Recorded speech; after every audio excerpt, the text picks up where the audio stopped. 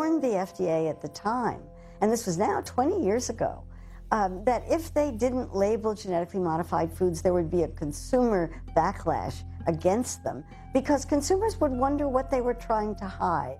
Have you ever heard of a GMO or genetically modified organism? No.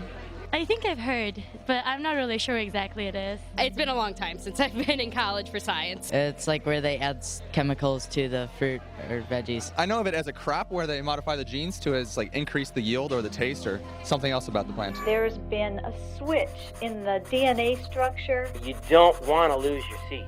We require fast food restaurants to post calorie counts. So what happens in 10, 20 years down the road? To obtain a better understanding of these GMOs, I set out to interview both experts in the field of and those personally affected by genetic engineering. My first question: scientifically, how does an organism become genetically modified? A genetically modified organism, or a transgenic crop, is when a gene is taken from one organism and put into a different species. This typically is either a bacteria or a virus. For example, splicing the gene responsible for regulating a winter flounder's body temperature into a tomato would yield a frost-tolerant crop. Although humans have selectively bred plants forever, agribusinesses like Monsanto began truly genetically modifying seeds in the 1980s to both maximize farmers' crop yields and subsequently the global food supply.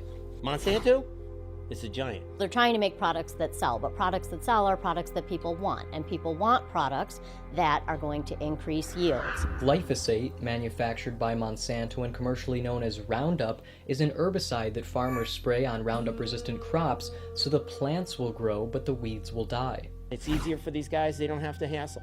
They don't have to be as accurate. Roundup takes care of it. For now. By utilizing herbicides, pesticides, and advanced technologies, conventional farmers can spend less and produce more.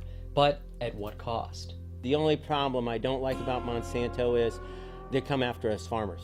They have these patented seeds where they say, well, farmers can't use our seeds for a second round of crops. So you can buy the seed, you can plant it, you can harvest it, and then you've got to wipe your field clean and you've got to start new every year. That's part of the agreement the farmers sign. They go into farmers' fields and check, even though they're not supposed to.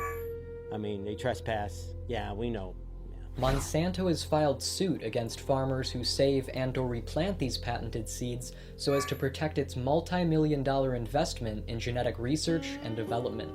A group of organic farmers in New York even preemptively sued the biotech giant in fear they would be sued if patented seeds from neighboring farms contaminated their fields via wind currents.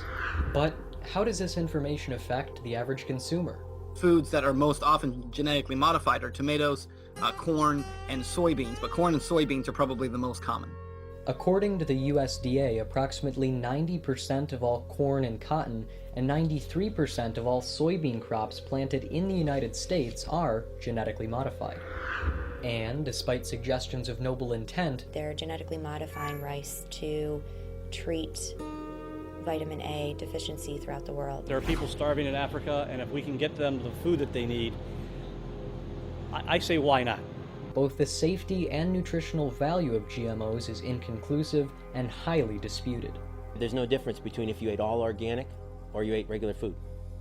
So it's not going to improve your life or health or nothing different, as long as you eat fresh. GMO salmon and farm salmon also produce only 1/3 of the healthy omega-3s that wild salmon have.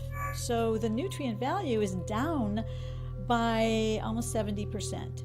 Some medical professionals have proposed that the increased consumption of GMOs positively correlates with the 21st century rise in allergies, autism, infertility, and even some forms of cancer. So is it possible that some of what we're seeing is related to what we're eating? The answer is yes, absolutely. Others claim that the intimacy between agro-industry and the federal government has created a revolving door of conflicting interests at the consumer's expense. Private corporations send someone to work in government who's an expert in a certain area. That expert then allows for certain advantages that companies take advantage of and then moves back back and forth between the private sector and the public sector. For example, Michael Taylor, former vice president for public policy at Monsanto, is the current food safety czar at the FDA. But the ultimate question is, are these genetically modified organisms safe for human consumption? So you watch these commercials, you know, for some drug on TV, and then the last 15 to 30 seconds of the spot is this long list of disclaimers warning you of all the effects and the side effects of these drugs.